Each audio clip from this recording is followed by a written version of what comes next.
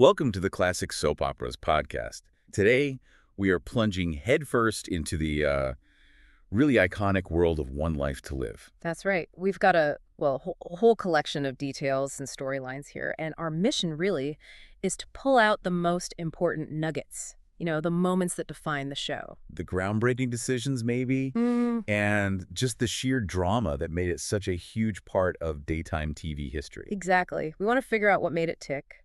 Think of this as your shortcut to getting the real essence of Landview. We're not just going to list plots. We want to look at why these stories mattered. Yeah, what they tell us about the show, and maybe even about society back then. Okay, so let's dive in. Let's set the scene. One Life to Live, created by the legendary Agnes Nixon, right? Debuted way back in 1968. Correct. And it was set in the fictional city of Landview, Pennsylvania, supposedly a suburb of Philadelphia. And, right from the start, it did something pretty different for its time, didn't it? It really did. Instead of just focusing on, one wealthy family, it built this world around a much more diverse cross-section of America. So you had the core wealthy family, the Lords, white Anglo-Saxon Protestant. Yep, the Lords. Very central, especially the patriarch, Victor Lord. He was a force. But, and this was apparently a conscious choice by Nixon, it also featured working-class families. Right. You had the Polish American Wallachs and the less wealthy Irish Catholic Rileys. So that immediately created this dynamic, right? Class, cultural differences, all woven into the show's fabric from day one. Absolutely. And maybe the most groundbreaking thing, certainly for American daytime TV then, was including regular African-American characters right away. Ah, yes. Sadie and Carla Gray. Mother and daughter, working class. And they weren't just minor characters dropping in. They were there from the beginning, integrated into the main storylines. That mix, the different backgrounds and classes, plus that willingness to, tackle social issues, it led to the show being called the most peculiarly American of soap operas. Interesting description. It balanced the intense drama with, comic relief sometimes. It emphasized those social issues, like you said, and actually had pretty strong male characters, too, alongside the powerful women. And that focus on social issues. Yeah. It became super clear, almost immediately, with that huge storyline involving Sadie and Carla Gray. Oh, yeah. That's where One Life to Live really, really pushed the envelope right out of the gate. Okay, so tell us about Carla. She arrives as Carla Benari. Right. Played by Ellen Hawley. She comes to Landview, and everyone just assumes she's Italian-American, beautiful, sophisticated, and boom, she's instantly central to the plot. So central she gets into a love triangle with two doctors. Yep. Dr. Jim Craig, who is white, and Dr. Price Trainer, who is black. And this is where things got controversial. Fast. Okay. Well, it's kind of shocking now, but an ABC affiliate station in Texas actually dropped the show. Briefly, but still. Just dropped it. Why? Because of a scene where Dr. Price Trainer, the black doctor, kissed Carla Benari, who, remember, everyone thought was white. The idea of an interracial kiss on daytime TV. It was just too much for some places back then. Wow. That really shows you the climate of the time. It does. And the backstory of this storyline is fascinating, too. Agnes Nixon had it in her original show, Bible. Really? From the very beginning? Yeah. She said she was partly inspired by the singer Eartha Kitt, who talked about facing prejudice, feeling like she didn't belong fully in either the white or black community because she was light-skinned. That makes sense. And apparently, Carla's original name in the concept was actually Gray, to reflect that kind of in-between status. The story itself definitely drew from the film Imitation of Life. Oh, right, where the light-skinned black woman passes for white. Exactly. And Nixon reportedly based Sadie, Carla's mother, on a maid who worked for her own family. So there were personal elements woven in. So Carla lives as Carla Benari for a while, keeps this huge secret. She even gets engaged to the white doctor, Jim Craig. Right. And he knows her secret and is willing to keep it, which is its own layer of drama, But secrets don't stay secret on soaps, do they? Never. Eventually, Carla makes the incredibly difficult choice to call off the engagement, and she reveals her true identity to everyone in Landview. How did Price Trainer react? The black doctor she also had feelings for. He was furious at first, understandably feeling deceived. They tried to reconcile briefly, I think, but he ended up leaving town. And Sadie and Carla, the mother and daughter, they had this powerful reconciliation after all the years of strain caused by Carla's decision. And the impact on the show, besides stirring up controversy. Huge. Ratings shot up. The show is still pretty new, so this buzz helps solidify it. And Ellen Hawley, playing Carla Gray, She became the first Black woman in a leading role on a daytime soap ever. That's massive. It was revolutionary. They were tackling race, identity, passing prejudice, stuff a few shows, especially daytime soaps, were touching back then. And it really resonated. Ratings among African-American viewers went way up. It really set a tone, didn't it? That this show wasn't afraid to go there.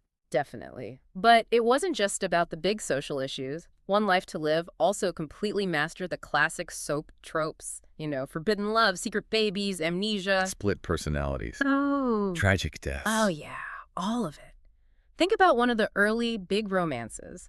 The young working-class intern, Dr. Larry Wolek, and the rich girl, Meredith Lord. Right. Classic setup. Her dad, Victor Lord, must have hated it. Oh, vehemently disapproved. Total class conflict.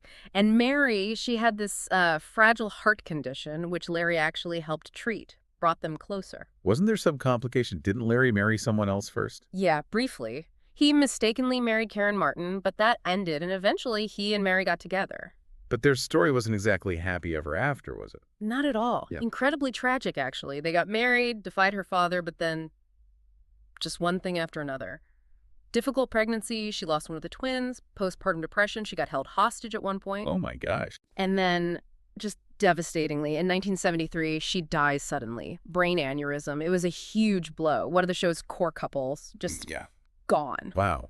And speaking of the Lord family and drama, you can't talk One Life to Live without talking about Vicky, Meredith's sister, Victoria Lord. Absolutely not. Played by the amazing Erica Slezak for, what, over 40 years? Vicky is the history of the show, practically. So what was her starting point before all the alters? She started out seeming quite reserved, sexually repressed maybe, always trying to get her powerful father's approval, and all that internal conflict kind of boiled over. Into Nikki Smith. Exactly. The emergence of her split personality, Nikki Smith, one of the most famous long-running storylines in soap history. Nikki was the complete opposite, right? Wild. Totally. Uninhibited, hanging out at bars like the Spotlight. Nikki had a fling with Vinnie Wolek, Larry's brother, and it was Vinnie who eventually figured out, hey, this isn't Vicky, and told Joe Riley, who was Vicky's great love. Did they cure her?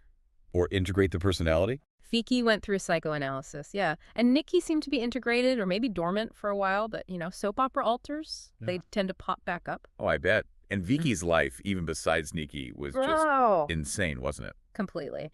She married Joe Riley. He was presumed dead in a plane crash. She grieved, eventually married Steve Burke. Then Joe comes back with amnesia. The classic two husbands dilemma. Textbook. And then there was the kidnapping of her and Joe's baby, Kevin, kidnapped by Kathy Craig, who had tragically lost her own baby. Yeah. A baby also fathered by Joe. Yeah, it's just layer upon layer upon layer. You need a flow chart. You really do sometimes. And speaking of layers and complications, we have to mention Dorian Kramer Lord. The villainess. She arrived in 73. Yep. Dr. Dorian Kramer arrived with her sister Melinda, and she immediately showed she was ruthless. What did she do first? She conspired with her married lover, another doctor named Mark Tolland, to cover up a patient's death. That got her suspended from the hospital.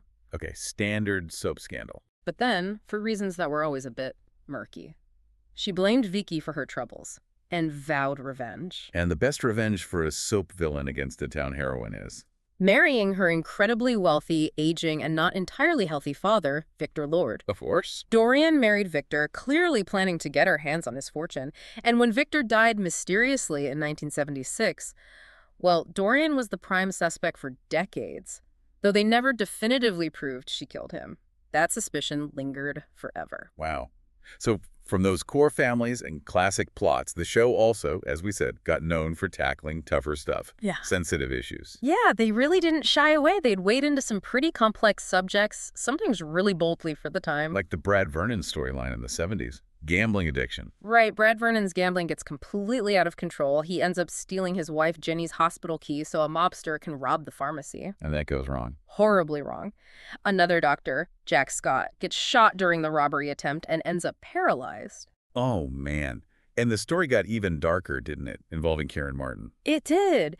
Jenny's in the hospital recovering from something, and she asks her friend Karen to look after Brad. He's spiraling. Brad becomes obsessed with Karen, seduces her, and then this situation turns into grief. And Karen couldn't tell anyone. She felt trapped, didn't want to hurt Jenny, who was already fragile. But Karen's ex-husband, Dr. Larry Wolick, he eventually figures it out. What did he do? He confronted Brad. There's this really brutal scene where Larry just beats him senseless. When Jenny finds out the truth, she throws Brad out. He eventually gets arrested, pleads guilty to a lesser charge, gets like a 3-month sentence. It was incredibly intense for daytime TV back then. Shit, harrowing. And then fast forward like decades later, the show is still dealing with trauma, but maybe differently. The Jessica Buchanan test storyline in the 2000s. Yeah, Vicky's daughter, Jessica, she develops her own split personality test. And initially, Tess is kind of presented as the stereotypical bad girl alter, rebellious, wild, the opposite of Jessica. Caused trouble, I assume. Big time. Tess was even responsible for causing Vicky to have a heart attack at one point. And then things got really complicated with the baby. Oh, yeah. Massive who's the daddy storyline. Was the baby Antonio's or Nash's? Tess actually destroyed the paternity test sample to keep the mystery going. Classic Tess. But then it took a really unexpected turn, right? Involving Vicky herself. It did. Vicky started experiencing her own Nikki Smith alter resurfacing. And Nikki kidnapped Jessica. Nikki kidnapped Jessica. Why? It was complicated. Nikki was trying to force Tess to reveal some secret face. Tess knew about Vicky's past, something Nikki wanted kept hidden. It sounds convoluted, and it was. Okay, so how did that resolve? Well, it led Vicky and her ex-husband Clint to investigate Vicky's own childhood. They found these old, buried VHS tapes, and one was labeled Tess. Oh, wow. What was on it? It was devastating. It revealed the origin of Tess. It showed that Jessica's split personality was created way back in her childhood as a coping mechanism because she had been repeatedly abused by a pedophile. Oh, my God. They showed that. They revealed it through the tape. It provided this incredibly dark but profound explanation for Tess's existence. It was a way of confronting the source of the trauma, which was a really significant evolution from how Vicky's own split personality was handled much earlier, which was, maybe more sensationalized. That's incredibly heavy for a soap opera. It was. But it showed how the show was willing to tackle the roots of psychological trauma later in its run. Jessica eventually had her baby, Bree. Nash was the father, and Tess and Jess were eventually integrated. But that reveal was a major, major moment. It really highlights that journey, doesn't it? From race and class in the 60s to the deep impact of abuse decades later. Exactly. The show evolved with, or maybe sometimes pushed, what society was willing to talk about. Okay, let's shift gears a bit from the heavy stuff. One Life to Live was also famous for being part of that interconnected ADC soap universe, right? Crossovers. Oh, yeah, that was always fun. Early on, it was more subtle things, like Vicky needed a lawyer, so Paul Martin from All My Children showed up. Or Sadie Gray sang in an AMC wedding. Little nods. Didn't someone design dresses for Erica Kane? Yeah, Delilah Ralston from Landview designed for Erica. Fun little connections. Wow. But the biggest one, the most ambitious, was that huge multi-soap crossover in 2000 with Linda Dano's character, Ray Cummings, or Gretel. Right. That was a big deal. What was the story there? It was a deliberate strategy by ABC Daytime, actually, to try and get viewers of one show to sample the others. Entice viewers was the phrase, I think. So what was Ray Gretel doing? She was searching for her long-lost daughter. And this search literally took her across multiple shows. All My Children, General Hospital, Port Charles, and of course, One Life to Live. Did she find anyone else along the way? She did. On All My Children, she actually discovered her own birth mother was Myrtle Fargate, a beloved AMC character. Then clues led her back to Landview. To find her daughter on One Life to Live. Yep. And in a huge twist, her daughter turned out to be Skye Chandler. Skye Chandler. She was a big character on All My Children first, wasn't she? Exactly. She had moved over to Landview years before. And to make it even more connected, Skye's adopted father from AMC, the iconic Adam Chandler, Dude Damon. the very same, he actually appeared on One Life to Live as part of this whole thing. Wow. They really went all in. Did it spread even further? It did. Gretel thought for a while that Alan Quartermain from General Hospital might be Skye's biological father. So both Gretel and Skye ended up appearing on GH. And Skye stayed on General Hospital? Yeah, Skye moved to GH full-time after that and was a major player there for years.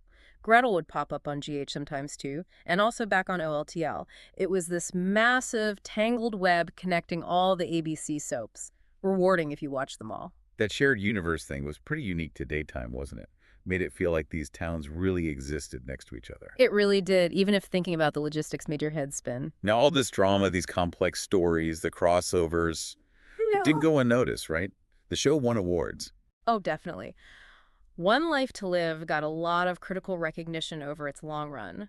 Multiple daytime Emmys for its directing team, for its writing team, which is a huge testament to the work involved in making a daily show like that. And didn't it win the big one? Outstanding Drama Series. It did. In 2002, it took home the Emmy for Outstanding Drama Series, a huge achievement. And its ending was significant too, wasn't it, in 2012? Historically significant, yeah. When the final episode aired, it marked the end of an era. It was the very last daytime soap opera being taped in New York City that closed a 62-year history of soaps based in New York. Wow. End of an era indeed. Okay, before we wrap this up, let's just grab a few more little moments, those specific details from the material that just scream One Life to Live, the stuff that sticks with you. Okay, yeah. There's that slightly awkward but funny scene at Alex's party where Kelly and Joey are talking and she mentions wanting to lose her virginity. And Joey makes that terrible joke about calling his dad Asa Buchanan for studs. Oh, God, yeah, that sounds like something that would happen. Awkward teen moments mixed with billionaires. Totally. Or remember the reveal of Patrick Thornhart's real identity to Marty. And he tells her that whole story about his past, his girlfriend, Siobhan, who is an Irish agent, and there's specific music playing, and he recites this really moving poem. Those character moments could be so intense and emotional. Yeah, they could really nail those beats. What else? Well, you have to mention a Todd and Blair wedding reception. Pure chaos. Talk of vampires because they couldn't see reflections. A mirror shattering. And Todd dramatically promising to shower her with gold. And then actual gold balloons drop from the ceiling. Right? Exactly. Just completely over the top. Peak Todd and Blair insanity. Loved it. How about family mysteries? The McBains. Oh, yeah. The whole tangled investigation into their father's death, involving Paige and Spencer, and the twist about a teenage shooter, and how John McBain had to sort through it all. So much family baggage and dark secrets. And the medical dramas could get pretty wild too, right? Jessica needing liver transplants? Right. And David Vickers, of all people, is a match, but initially demands $10 million for the donation. Seriously. Did he get it? He did initially, but then in another twist, he ended up giving the money back. It was just high stakes, only on a soap kind of drama. And one more. Jared Banks trying to pass as Ace's son. Yeah, that whole scheme, only for the DNA test to dramatically reveal he was a Buchanan after all, leading to that big dramatic kiss with Natalie right after the reveal. So many twists. So many memorable moments packed into decades. It really captures that signature blend, doesn't it? Heightened reality, big emotions, complex people, constant surprises. Absolutely. That was the magic, I think. So thinking about everything we've talked about, from the deliberate diversity right at the start through dealing with really intense trauma and abuse later on, here's something to chew on. One Life to Live was known for tackling social issues alongside the, let's face it, completely bonkers soap drama. Right. So when you compare a storyline like Carla Gray's in the late 60s Race, Identity Passing, to something like the Jessica Test storyline, decades later, revealing childhood abuse as the root of a personality disorder. What does that evolution tell us? The evolution in the types of sensitive issues a show like this addressed. Does it say something about societal changes? Maybe. About what stories we become willing to confront on TV over time? That's a really interesting question. It's like looking at the history of this show is also looking at shifts in what society itself was grappling with or willing to see reflected, even in a fictional, dramatic way. Yeah, it's a fascinating lens. Okay, so we have taken quite the deep dive here today into Llanview's unique setting, those groundbreaking early stories, the classic soap drama, how they handled tough issues, the whole interconnected ABC soap world, and just some really unforgettable moments. Yeah, there's obviously way more we could talk about with One Life to Live, decades worth, but hopefully this has given everyone listening a valuable shortcut, some insights into the key things that made this show so compelling, so important, and let's be honest, often so surprising. Absolutely. If you found this deep dive interesting, and we hope you did, please do take a second to like this episode or wherever you're listening or watching. Subscribe to the channel for more explorations like this one. And definitely let us know in the comments what other classic soap operas, specific storylines, characters, whatever. What else would you like us to unpack next time? We'd love to hear from you. Thanks for joining us.